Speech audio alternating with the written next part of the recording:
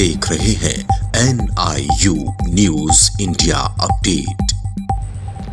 नमस्कार, मैं हूं दीप मैठाणी और आप देख रहे हैं NIU न्यूज इंडिया अपडेट। आइए जानते हैं उत्तराखंड में चल रहे वर्तमान घटनाक्रम पर क्या कहते हैं कांग्रेस के प्रदेश उपाध्यक्ष सूर्यकांत धस्माना। आइए सुनते हैं उन्हें। ये पूछना है कि 35 लाख लोगों में RT-PCR रिपोर्ट कितने लोगों के पास उपलब्ध थी और जिन पे उपलब्ध नहीं थी RT-PCR राज्य की सरकार ने कितने लोगों का करवाया। क्या कोई आंकड़ा शासन, सरकार, जिला प्रशासन, स्वास्थ्य विभाग जारी कर सकता है क्या?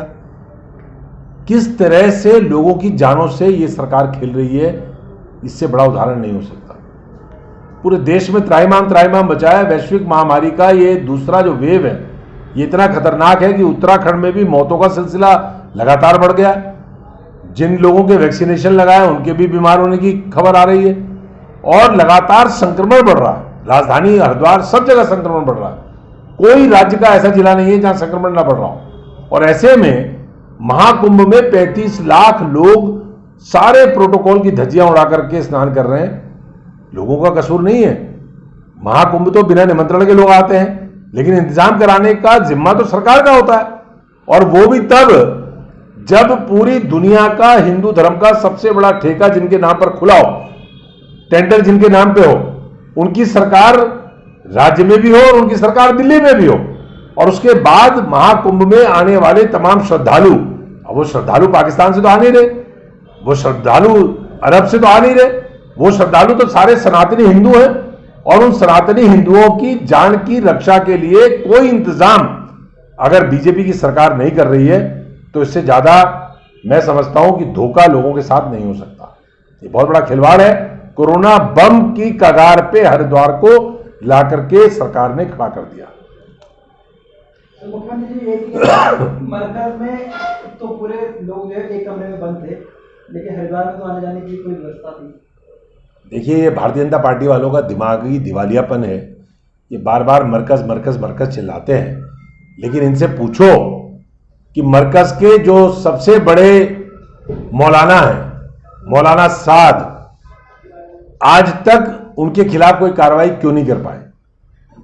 पिछले मुख्यमंत्री भी एक लाइव इंटरव्यू में बोल रहे थे कि उत्तराखंड में सबसे पहला केस जो कोरोना का था वो मरकज का था, वो तबलीगी जमात के लोग थे। जबकि सच्चाई ये थी कि FRI के साइंटिस्ट, FRI के IFS जो स्पेन से दौरा करके आए थे, वो सबसे पहला केस था। लेकिन उसके बावजूद जानबूझ करके मरकज को, जानबूझ करके तबलीगी जमात के लोगों को बीच में लाया गया, जिससे कि ये कोरोना भी हिंदू मुसलमान हो जाए। शर्म आनी चाहिए। राज्य के मुख्यमंत्री या राज्य के किसी जिम्मेदार संवैधानिक पद पर बैठे हुए व्यक्ति से, देश के किसी संवैधानिक पदों पर बैठे हुए व्यक्ति से हम ये उम्मीद नहीं करते कि कोरोना जैसी वैश्विक महामारी को भी हिंदू मुसलमान की नजर से देखे। लेकिन मैंने आपसे कहा कि ये पूरे देश और दुनिया के हिंदुओं के साथ इससे बड़ा धोखा नहीं हो सकता कि सबसे बड़ा त्योहार जिसमें बिना निमंत्रण के पूरी दुनिया से लोग चले आते हैं, देश विदेश से लोग चले आते हैं। ये श्रद्धा, विश्वास, आस्था का ये प्रश्न है। और उस श्रद्धा, विश्वास और आस्था के इस महाकुंभ में अगर सरकार लोगों की व्यवस्था न करे, स्वास्थ्य की चिंता न करे, तो इससे बड़ा धोखा नहीं हो सकता। सर, ये नाइट कर्फ्यू को आप किस तरह से देखते हैं? ये चोचलेबाजी है।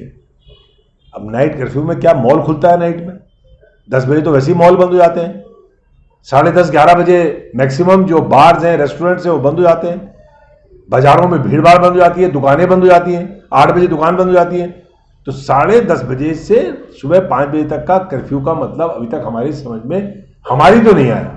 आज 1 घंटे की और छूट दी गई, आज से 11:30 बजे से नाइट कर्फ्यू हमने मांग करी थी। नवरात्र है, अब नवरात्र में पूरे 9 दिन जागरण होते हैं माता के, रात भर होते हैं जागरण। तो ठीक है, जागरण लोग सीमित संख्या में करें, अपने घरों में करें, सार्वजनिक रूप से थोड़ा परहेज करें। रमजान शरीफ का महीना शुरू हो गया है, तराबियां हैं, आज से तराबी शुरू है, पहली तराबी आज है, कल पहला रोजा है। सर, आमजन का ये मानना है कि शराब व्यवसायियों के लिए ये छूट बढ़ाई गई है, क्योंकि 10 बजे तक शराब ठेके खोले जाते हैं। देखिए, शराब कोई बंद तो हो नहीं रही, इसलिए शराब पे टिप्पणी करना कि आधा घंटा पहले जो शराबी होगा पहले 9 बजे एंट्री कर लेगा बोतल, तो इसलिए इसकी चिंता ना करें कि शराबियों के लिए। भैया, रमजान शरीफ का महीना है, नवरात्र का महीना है, पूरे त्योहार हैं, शादियां हैं, ब्याह हैं, तो इसलिए मैं समझता हूं कि रात के कर्फ्यू का कोई मतलब नहीं है। छूट इसमें होनी चाहिए और सीमित संख्या करें, प्रोटोकॉल का पालन करें। इसके बारे में सरकार को सचेत होना चाहिए, बजाय इसके कि ये ढकोसलेबाजी करेंगे, नाइट कर्फ्यू है, डे कर्फ्यू है। नहीं तो इसमें छूट कितनी होनी चाहिए? आपने 10:30 तो कर दी। अरे भाई 10:30 बजे तराबियां छूटती हैं, 8:30 बजे ईशा की नमाज आजकल होती है, 8:30 बजे ईशा की नमाज के बाद फिर प्रेयर्स होती हैं, तो 10:30 बजे अगर खत्म होंगी तो 11 बजे तक का टाइम लोगों को मूवमेंट का देना चाहिए, नहीं देना चाहिए? नवरात्र है, नवरात्र में पूजन होते हैं, नवरात्र में देवी की कई जगह प्रतिमाएं रखी जाती हैं, कई जगह पाठ होते हैं, रात को जागरण होते हैं। तो जागरण सार्वजनिक स्थानों पे ना करें, मंदिरों के अंदर करें या घरों में करें, लेकिन कोई ना कोई ऐसा इंतजाम करना चाहिए जिससे लोगों को राहत मिले। कोई भी कानून या कोई भी नियम ऐसा नहीं बनना चाहिए। प्रोटोकॉल का पालन सख्ती से करें, सोशल डिस्टेंसिंग का, मास्क का, ये सारा पालन होना चाहिए। लेकिन जहां तक रात में सवाल है, मैं समझता हूं कि रात का जो कर्फ्यू है बहुत प्रभावी नहीं है। उपनल कर्मचारी लंबे समय से धरने पर बैठे हुए हैं अपनी मांगों को लेकर के, इस पर कांग्रेस पार्टी 51 दिन हो गए आज उपनल कर्मियों को हड़ताल में बैठे हुए। राज्य के 22,000 उपनल कर्मियों की बीच में मैं कई बार गया हूं और इन उपनल कर्मियों की जो एक सूत्रीय मांग है वो ये है कि माननीय उच्च न्यायालय नैनीताल ने वर्ष 2018 नवंबर में जो एक आदेश किया था, समान काम के लिए समान वेतन, आदेश किया था कि राज्य के तमाम उपनल कर्मियों को चरणबद्ध तरीके से समायोजित किया जाए। यह आदेश किया था कि जो इनका जीएसटी करता है और सर्विस टैक्स करता है वो ना काटा जाए। उसके खिलाफ सुप्रीम कोर्ट चली गई सरकार। एक सूत्रीय मांग है कि आप उसको विड्रॉ कर लीजिए और कर्मचारियों के साथ बैठ करके मैक्सिमम जो आप उनको रिलीफ दे सकते हैं उसके बारे में निर्णय करिए। अब सरकार एसएलपी में चली गई और किसान आंदोलन की तरह इसको लंबा खींच करके खत्म करना चाहती है। मैं समझता हूं कि उपनल कर्मियों की हड़ताल से आज राज्य में बहुत बड़ा संकट है। आपको मालूम है, तमाम लैब टेक्नीशियंस, तमाम नर्सिंग स्टाफ, तमाम वार्ड बॉयज जो उपनल के माध्यम से लगे हुए हैं, हड़ताल के कारण दून अस्पताल में जाके हालत देखिए आप क्या है। सैंपल्स नहीं टेस्ट हो पा रहे हैं, लैब्स नहीं चल पा रही हैं, तमाम बीमार जो आ रहे हैं उनके भर्ती करने में दिक्कत आ रही है। इसलिए इस हड़ताल को तत्काल मुख्यमंत्री जी को स्वयं इंटरफेयर करके खुलवाना चाहिए और मैं तैयार हूं। मैं सरकार से कहना चाहता हूं कि मैं उपनल कर्मियों से बातचीत, क्योंकि मैं उनके बीच में लगातार जा रहा हूं, कोई सरकार उनको राहत देने की तैयारी करे, हम बातचीत करने को तैयार हैं, उनकी हड़ताल खुलवाने को तैयार है। सर, कोरोना वैक्सीनेशन की ड्राइव को विश्व की सबसे बड़ी ड्राइव माना गया था भारत में, लेकिन अब देखा जा रहा है पहाड़ी जिलों में वैक्सीनेशन खत्म हो चुका है। वहां लोगों को जिनको पहली डोज लगी है दूसरा डोज भी नहीं मिली। अच्छा, इससे बड़ा दुर्भाग्य कुछ हो सकता है कि लोगों के घरों में मौत हो रही हो, लोग संक्रमित हो रहे हो, लाखों रुपए लोगों का इलाज में लग रहा हो। कल मैं एक उठाले में गया था, अपने विधानसभा क्षेत्र में सानी साहब हैं, 2 भाई, सगे भाई मर गए और उनकी जो छोटे भाई हैं उनकी पत्नी बीमार है। दोनों को कोरोना का वैक्सीनेशन लगा। कोरोना के वैक्सीनेशन के बाद 31 मार्च को लगने के बाद 2 अप्रैल को उनकी तबीयत खराब हुई और परसों 11 तारीख को उनकी मृत्यु हो गई। मैं कल उनके उठाले में गया था, उनके बेटे ने मुझे बताया। अब आप ये बताइए, जिनके परिवार में मौत हो गई हो, जिनके परिवार में कोई बीमार हो गया और लाखों रुपए उसका खर्च हो रहा हो क्योंकि सरकार तो इलाज करा नहीं रही, उनको आप कहो कि उत्सव मनाओ। इससे बड़ा दिमागी दिवालियापन हो सकता है कि आप कोरोना का उत्सव कह रहे हो, टीका उत्सव मनाओ, टीका उत्सव मनाने का आह्वान कर रहे हैं। अरे भाई, आप ये कहो कि अभियान है, एक महाअभियान है, इसको कोई नाम दीजिए, लेकिन आप कोरोना के मामले में उत्सव मनाने को कहेंगे, इससे ज्यादा शर्मनाक बात नहीं हो सकती।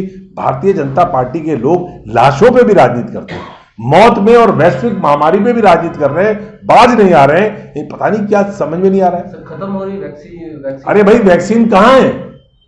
पूरे उत्तराखंड को आपने बताया कि 1,38,000 वैक्सीन दिया और उत्तराखंड की आबादी है 1.5 करोड़।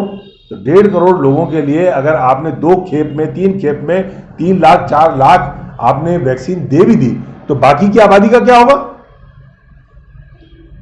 जंगलों की आग पे जरा सी टिप्पणी कर दी। हाँ। जंगलों की आग लगातार चल रही है, क्या ये जब जंगलों की आग बुझाने के लिए रणनीति बनाने का समय था, उस समय भारतीय जनता पार्टी की सरकार में भी आग लगी हुई थी और भारतीय जनता पार्टी में भी आग लगी हुई थी, तो वो फायर फाइटिंग वहां कर रहे थे। तो फायर फाइटिंग करते करते पूरे जंगल जलवा दिए उन्होंने राज्य के। अरे भाई, जंगल जलना परमानेंट फीचर है उत्तराखंड में, क्लाउड बस्ट होना उत्तराखंड में परमानेंट फीचर है, आपदा का परमानेंट फीचर है भूस्खलन, ये मध्य हिमालय है, इसमें हिमालय में तमाम हलचलें लगातार चलती रहती हैं। और जंगल तो 67% फॉरेस्ट लैंड हमारा जंगल है, जिसमें 47% जंगल है। उस जंगल में गर्मी अगर थोड़ी भी ज्यादा हो जाएगी, देखिए इस बार विंटर रेंज नहीं हुई, विंटर रेंज ना होने की वजह से पत्तियां ज्यादा सूखी, सूखा ज्यादा पड़ा, तो जो लीफ शेडिंग ज्यादा होगी, पत्तियां ज्यादा झड़ेंगी तो आग भी लगेगी, तो कोई नई बात नहीं है। लेकिन आग लगने के बाद आग को बुझाने का इंतजाम जो होना चाहिए था, उस समय तो बीजेपी के घर में आग लगी हुई थी, तो वो उसमें आग बुझाने में लग गए, पूरे जंगल जल गए। 1000 हेक्टेयर से ज्यादा जंगल जल चुका है और कम से कम 5000 हेक्टेयर जंगल इस समय आग की चपेट में है।